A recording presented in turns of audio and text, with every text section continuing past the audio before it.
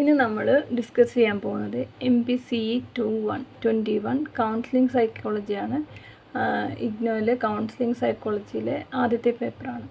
അപ്പോൾ ഞാൻ സമയം കളയാതെ തന്നെ നമ്മൾ എന്താണ് ഇതിൻ്റെ അകത്ത് യൂണിറ്റ് 1 പഠിക്കാനുള്ളതെന്ന് നോക്കാം.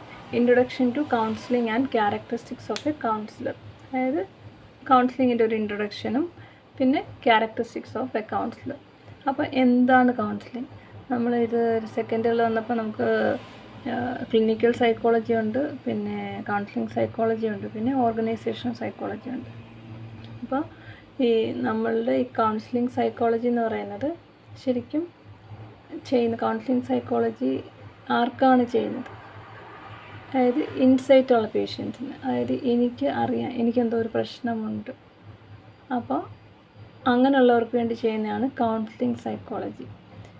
പക്ഷേ ക്ലിനിക്കൽ സൈക്കോളജി ചെയ്യുന്നത് ഇപ്പോൾ നമ്മൾ ശരിക്കും മുഴുവട്ടം എന്നൊക്കെ പറയത്തില്ലേ, ഫുൾ മെൻ്റൽ ഡിസോർഡർ. ഇപ്പം കുതിരവട്ടത്തൊക്കെ പോകുമ്പോൾ നമ്മൾ സെല്ലൊക്കെ അടച്ച് പേഷ്യൻസിനെയൊക്കെ കാണാറുണ്ട്.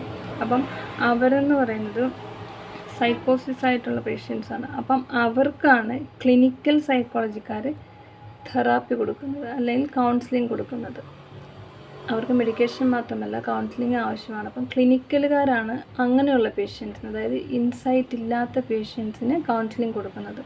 അപ്പം അവർക്ക് വേണ്ടിയിട്ടുള്ളതാണ് ക്ലിനിക്കൽ സൈക്കോളജി. പക്ഷേ നമ്മൾ കൗൺസിലിംഗ് സൈക്കോളജിക്കാരെ ഇൻസൈറ്റുള്ള പേഷ്യൻസിന് വേണ്ടിയിട്ട് കൊടുക്കുന്നതാണ് കൗൺസിലിംഗ് സൈക്കോളജി. അപ്പോൾ അത് തമ്മിലൊരു വ്യത്യാസം മനസ്സിലായെന്ന് വിചാരിക്കുന്നു. അപ്പോൾ കൗൺസിലിംഗ് എന്താ? കൗൺസിലിംഗ് എന്ന് വെച്ചാൽ ഇപ്പം നമ്മൾ ഫ്രണ്ട്സിന്, ഇപ്പോൾ നമ്മളൊരു ഫ്രണ്ടിന് ഇപ്പോൾ ഒരു ബ്രേക്കപ്പായി, അപ്പോൾ നമ്മൾ അവരോട് സംസാരിക്കുന്നു കുറച്ച് നേരം, അവർക്കൊരു ആ ഒരു വിഷമത്തിൽ നിന്നവർ നമുക്ക് നമ്മളോട് സംസാരിച്ചുകൊണ്ട് അവർക്കൊരു ആശ്വാസം കിട്ടുക, അങ്ങനെയൊക്കെ ചെയ്യുകയാണെങ്കിൽ നമ്മൾ ചെയ്യുന്നത് കൗൺസിലിംഗ് തന്നെയാണ്.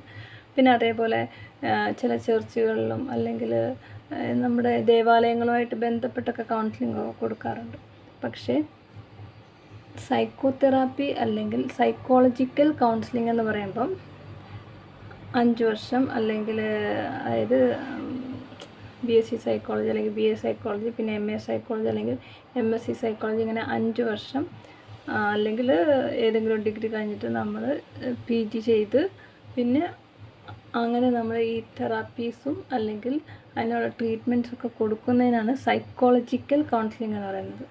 സാധാരണ കൗൺസിലേഴ്സും സൈക്കോളജിക്കൽ കൗൺസിലർ അല്ലെങ്കിൽ സൈക്കോളജിസ്റ്റും തമ്മിൽ ഈ ഒരു വ്യത്യാസമുണ്ട്. അതായത് തെറാപ്യൂട്ടിക് ട്രീറ്റ്മെൻറ്റ്സ് വഴിയിട്ടാണ് ഒരു സൈക്കോളജിക്കൽ കൗൺസിലർ കൗൺസിൽ ചെയ്യുന്നത്.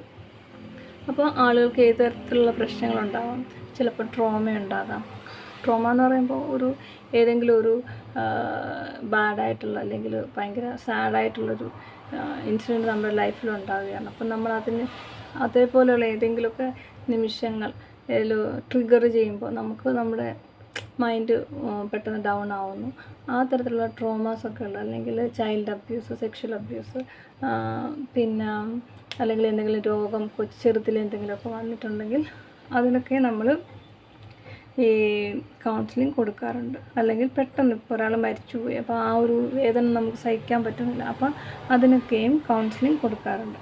അപ്പം കൗൺസിലിങ്ങിനെ കുറിച്ചുള്ളൊരു ഓവർവ്യൂ കിട്ടിയെന്ന് ഞാൻ വിചാരിക്കുന്നു. അപ്പോൾ ഇനി നമ്മൾ ടെക്സ്റ്റ് ബുക്കിലേക്ക് നോക്കാം. ഡെഫിനിഷൻ ഓഫ് കൗൺസിലിംഗ് ആണ് ആദ്യത്തേത്. അപ്പോൾ അതിൽ തന്നെ പറയുന്നത് it is a ability to listen and respond in a way that will help others solve their own problems and attain the potential. അതായത് കൗൺസിലിംഗ് എന്ന് പറയുമ്പോൾ എബിലിറ്റി ടു ലിസൺ ആണ്. നമ്മൾ കേൾക്കണം. എങ്ങനെ കേൾക്കണം? നോൺ ജഡ്ജ്മെൻ്റലായിട്ട് കേൾക്കണം. ആക്റ്റീവ് ലിസണിങ് ആയിരിക്കണം. എന്താണ് നോൺ ജഡ്ജ്മെൻ്റൽ? എക്സാമ്പിൾ പറയാം. ഇപ്പോൾ നമ്മുടെ വീട്ടിലുള്ള ഒരാൾ പറയാണ്, എനിക്ക് കുറച്ച് ദിവസമായിട്ട് നല്ല ഉറക്കമില്ല.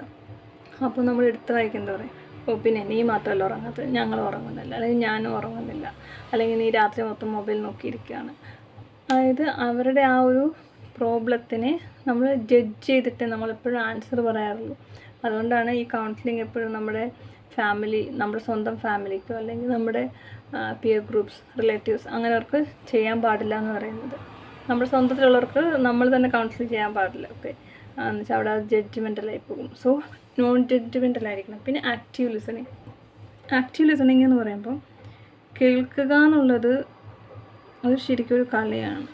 നമുക്കൊരാളെ കേട്ടിരിക്കുകയെന്ന് വെച്ചാൽ അവർ പറയുന്ന അതേ കാര്യം അവർ ഏത് ഫീലിങ്സിലാണോ അല്ലെങ്കിൽ ഏത് ഇമോഷനിലാണോ അവർ പറയുന്നത് അതേ രീതിയിൽ നമ്മൾ കേട്ട് അവരുടെ ആ പ്രോബ്ലം എങ്ങനെയാണ് അവർക്ക് എഫക്റ്റ് ചെയ്യുന്നത് അതേ ഫീലിംഗ് നമുക്ക് മനസ്സിലാവണം. അത് ആക്റ്റീവ് ലിസണിങ് കൊണ്ടേ പറ്റത്തുള്ളൂ. ഇപ്പോൾ എൻ്റെ അടുത്ത് ഒരാൾ വന്ന് പറയുകയാണ്, എനിക്ക് ഒരു ബ്രേക്കപ്പായി, എനിക്ക് അതങ്ങോട്ട് സഹിക്കാൻ പറ്റുന്നില്ല, കുറേ ഇപ്പോൾ ഒരു വർഷത്തിൽ കൂടുതലായി, പക്ഷേ എനിക്കതൊന്നും മറക്കാൻ കഴിയുന്നില്ല. അപ്പോൾ ഞാൻ എൻ്റേതായ രീതിയിൽ പറയാം, അതിനിപ്പോൾ എന്താ, ഒരു ബ്രേക്കപ്പായെന്ന് വെച്ചിട്ട് അവിടെ തീരുന്നില്ല.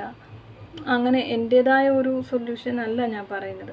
അവരുടെ അതേ സ്ഥാനത്ത് എനിക്കിപ്പോൾ ഒരു ബ്രേക്കപ്പായാൽ എനിക്ക് എന്തായിരിക്കും ഫീൽ ചെയ്യുന്നത്, അതല്ലായിരിക്കും എൻ്റെ മുമ്പിൽ ഇരിക്കുന്ന ആൾക്ക് ബ്രേക്കപ്പ് ആകുമ്പോൾ അവർക്കുണ്ടാകുന്ന ഫീലിംഗ്. നമ്മൾ അവരുടെ ആ ഒരു, അതായത് പുട്ടിങ് ദെയർ ഷൂസ് എന്നാണ് പറയുന്നത്. നമ്മൾ അവരുടെ ആ ഒരു അവസ്ഥയിൽ നിന്നുകൊണ്ട് ആലോചിക്കണം. അത് അവർക്ക് എന്താണ് ആ ഫീലിംഗ്, അത് നമുക്ക് ഉൾക്കൊള്ളാൻ കഴിയണം. ആക്റ്റീവ് ലിസണിങ്ങിൽ ശരിക്കും ഐ കോണ്ടാക്റ്റിന് ഭയങ്കര ഇമ്പോർട്ടൻ്റ് ആണ്. നമ്മൾ ഐ നോക്കിയാൽ അറിയാൻ പറ്റും നമ്മളവർ ശ്രദ്ധിക്കുന്നുണ്ടോ ഇല്ലയോ. പൊതുവെ ടീച്ചേഴ്സിനൊക്കെ ഇത് പെട്ടെന്ന് മനസ്സിലാക്കാൻ പറ്റും, കുട്ടികൾ നമ്മൾ പറയുന്നത് ശ്രദ്ധിക്കുന്നുണ്ടോ ഇല്ലയോ എന്നൊക്കെ ഉള്ളത്. സോ ആക്റ്റീവ് ലിസണിങ് ആയിരിക്കണം. പിന്നെ അതേപോലെ അവരുടെ പ്രോബ്ലംസ് സോൾവ് ആക്കാൻ അവർക്ക് പൊട്ടൻഷ്യൽ ഉണ്ടെന്ന് നമ്മൾ മനസ്സിലാക്കി കൊടുക്കണം. ഞാൻ എൻ്റെ ഒരു സൊല്യൂഷനല്ല അവർക്ക് കൊടുക്കുന്നത്. നമുക്ക് അവരുടെ സാഹചര്യം അറിയില്ല, അവരുടെ സാഹചര്യം എന്താണെന്ന് മനസ്സിലാക്കി ആ സാഹചര്യത്തിൽ നിന്നുകൊണ്ട് അവർക്ക് എന്ത് ചെയ്യാൻ കഴിയും, അവരുടെ ആ പ്രോബ്ലം സോൾവ് ചെയ്യാൻ. അതാണ് നമ്മൾ കൗൺസിലിംഗ് കൊണ്ട് ഉദ്ദേശിക്കുന്നത്. ഈ ഒരു ഐഡിയ മനസ്സിലായെന്ന് ഞാൻ വിചാരിക്കുന്നു. പിന്നെ it is art of helping others arrive at the right answer by their own analysis of the situation and the facts. It has to be done skillfully without an attempt to influence the values and beliefs of the client. അതായത് അവർ analyse ചെയ്യണം. സാധാരണ ഒരു client വരുമ്പം അവർക്ക് ഒരു പക്ഷേ അവർക്ക് ഉറക്കമില്ല, അല്ലെങ്കിൽ ആഹാരം കഴിക്കുന്നില്ല, ഒന്നും ചെയ്യാൻ തോന്നുന്നില്ല, അതൊക്കെ ആയിരിക്കും. പക്ഷെ അവരുടെ ആ ഒരു ബിഹൈൻഡ് ദീസ് തിങ്സ് എന്താണ് അവരുടെ ആ ഒരു റീസൺ എന്ന് ഒരിക്കലും അവർക്ക് ഈ ഒരു അവസ്ഥയിൽ നിൽക്കുമ്പോൾ അവർക്ക് കാണാൻ പറ്റത്തില്ല. നമ്മളത് മനസ്സിലാക്കി കൊടുക്കണം. ഈ ഒരു കാരണം കൊണ്ടാണ് നിങ്ങൾക്ക് ഇങ്ങനെയൊക്കെയുള്ള പ്രശ്നങ്ങൾ വരുന്നത്. അപ്പോൾ അവർക്ക് അനലൈസ് ചെയ്യാൻ പറ്റണം അവരുടെ ആ ഒരു സിറ്റുവേഷനിൽ. മനസ്സിലാവുന്നുണ്ടോ? ഇത് സ്കിൽഫുള്ളി ചെയ്യേണ്ട ഒരു കാര്യമാണ്. കാരണം നമ്മൾ നോൺ ജഡ്ജ്മെൻ്റലായിട്ട് മാത്രമേ ഇത് ചെയ്യാൻ പറ്റുള്ളൂ. നമുക്കൊരു പക്ഷേ അതേ സിറ്റുവേഷൻ നമ്മൾ ഫേസ് ചെയ്യുമ്പോൾ നമ്മളുടെ ഒരു പൊട്ടൻഷ്യൽ വേറെ ആയിരിക്കും, നമ്മൾ അനലൈസ് ചെയ്യുന്ന വേറെ രീതിയിലായിരിക്കും, നമുക്കുണ്ടാകുന്ന സൊല്യൂഷൻസ് വേറെ ആയിരിക്കും. പക്ഷേ നമ്മളുടേതായ വാല്യൂസും ബിലീഫ്സും ഒന്നും വരുന്ന പേഷ്യൻസിൽ ഒരിക്കലും അടിച്ചേൽപ്പിക്കാൻ പാടില്ല. അവരുടെ ബിലീഫ്സ് തെറ്റാണെങ്കിൽ അതിനെ എങ്ങനെ ആണോ നിങ്ങളിങ്ങനെ വിചാരിച്ചത് കൊണ്ടാണ് ഇങ്ങനെ സംഭവിച്ചത് എന്ന് നമ്മൾ മനസ്സിലാക്കി കൊടുക്കുകയാണ് ചെയ്യുന്നത്. അതാണ് അവരുടെ വാല്യൂസും അവരുടെ ബിലീഫ്സും നമ്മളൊരിക്കലും നിങ്ങൾ ചിന്തിക്കുന്നത് ഫുൾ തെറ്റാണ്, അങ്ങനെ നമ്മളൊരിക്കലും ഒറ്റയടിക്കാരത്ത് പറഞ്ഞ് അങ്ങനെയല്ല ചെയ്യുന്നത്. ശരിക്കും സ്കിൽ വേണം. അതായത് നമ്മളൊരു ഉപദേശം കൊടുക്കുന്ന പോലെ ആയിരിക്കരുത്, അല്ലെങ്കിൽ ഒരു സജഷൻ കൊടുക്കുന്ന പോലെ ആയിരിക്കരുത്. നമ്മൾ അവരായിട്ട് നിന്നുകൊണ്ട് അവരുടെ ആ ഒരു പൊട്ടൻഷ്യലും അവരുടെ ആ സിറ്റുവേഷനും ഒക്കെ അനലൈസ് ചെയ്യാൻ നമ്മൾ അവരെ പ്രാപ്തരാക്കി എടുക്കുക. അതാണ് ഈ കൗൺസിലിംഗ് കൊണ്ട് ഉദ്ദേശിക്കുന്നത്. അപ്പം ഈ ഒരു it is the ability to listen and respond in a way, ആ ഒരു പോയിൻ്റ് ഉണ്ട്, അല്ലെങ്കിൽ ആ ഒരു പാരഗ്രാഫ് ഇതിന് ഡെഫിനിഷനായിട്ട് നമുക്ക് എഴുതാൻ പറ്റും. ഇത് കൗൺസിലിങ്ങിൻ്റെ വാട്ട് ഈസ് കൗൺസിലിംഗ് എന്ന് ചോദിക്കുമ്പോൾ അതിൻ്റെ ഡെഫിനിഷനായിട്ട് എഴുതാൻ പറ്റും. നെക്സ്റ്റ് ബിസ്വാലോ 1996 വേറൊരു ഡെഫിനിഷനും കൂടെ പറയുന്നുണ്ട്. Counseling is a process of helping an individual to accept and to use information and advice so that he or she can either solve his or her present problem or cope with it successfully. Counseling depends heavily on information. ഇവിടെ എന്താണെന്ന് വെച്ചാൽ നമ്മളിപ്പം അവർക്ക് ഇൻഫോർമേഷനാണ് കൊടുക്കുന്നത്, advice അല്ല കൊടുക്കുന്നത്.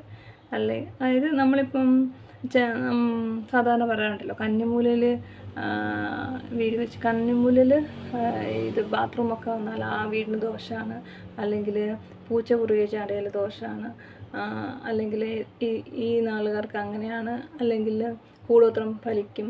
അപ്പം ചിലരുടെയൊക്കെ ഒരു മിസ്ബിലീഫ്സാണ് ഇതൊക്കെ. അപ്പം അവരോട് തിരിച്ച് ചോദിക്കാം, എന്താ ദുബായിലും അമേരിക്കയിലും ഒന്നും കന്നിമൂലയില്ലേ?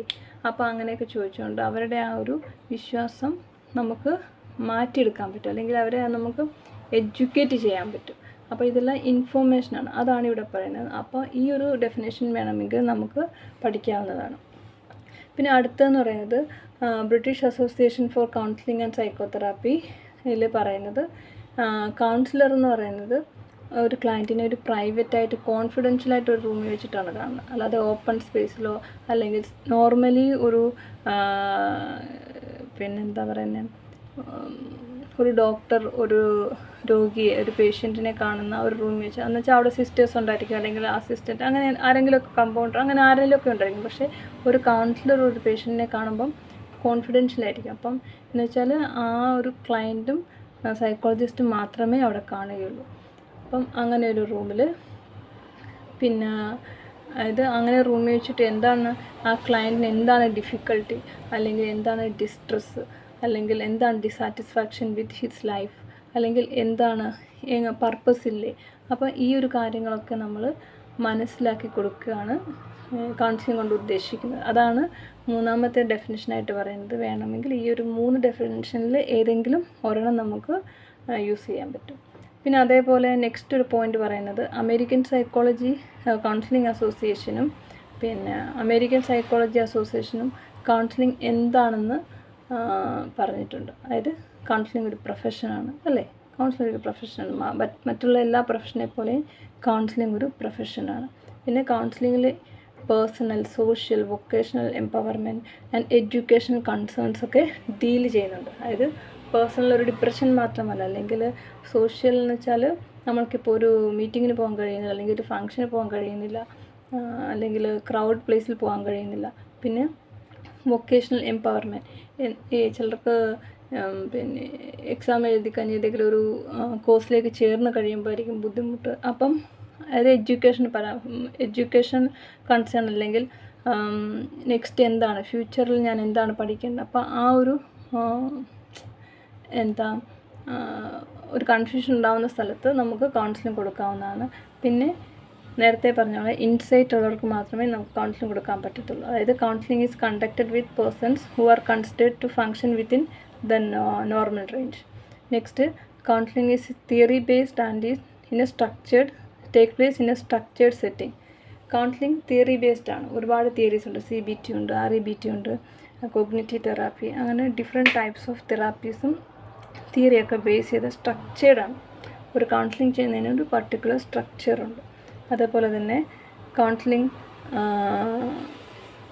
ഒരു process in which client learn how to make decision and formulate new ways of behaving, feeling and thinking. കൗൺസിലിങ്ങിലൂടെ നമ്മൾ അവരുടെ ബിഹേവിയർ നമുക്ക് ചേഞ്ച് ചെയ്യാൻ പറ്റും, തിങ്കിങ് സ്റ്റൈൽ ചേഞ്ച് ചെയ്യാൻ പറ്റും, ഫീലിങ്സ് ചേഞ്ച് ചെയ്യാൻ പറ്റും. അതേപോലെ കൗൺസിലിങ്ങിൽ different types of sub speciality ഉണ്ട്. ഫോറൻസിക് കൗൺസിലിംഗ് ഉണ്ട്, പിന്നെ ക്രിമിനോളജി, അങ്ങനെ ആ ക്രിമിനോളജി കൗൺസിലിംഗ് ഉണ്ട്, പിന്നെ school counselling, different types of counselling ഉണ്ട്. അപ്പോൾ ഇതാണ് ജസ്റ്റ് ഡെഫിനിഷൻ ഓഫ് കൗൺസിലിങ്ങിനകത്ത് വരുന്നത്. എല്ലാവർക്കും മനസ്സിലായെന്ന് വിചാരിക്കുന്നു. Thank you. ഇഷ്ടപ്പെട്ടെങ്കിൽ സബ്സ്ക്രൈബ് ചെയ്യണേ.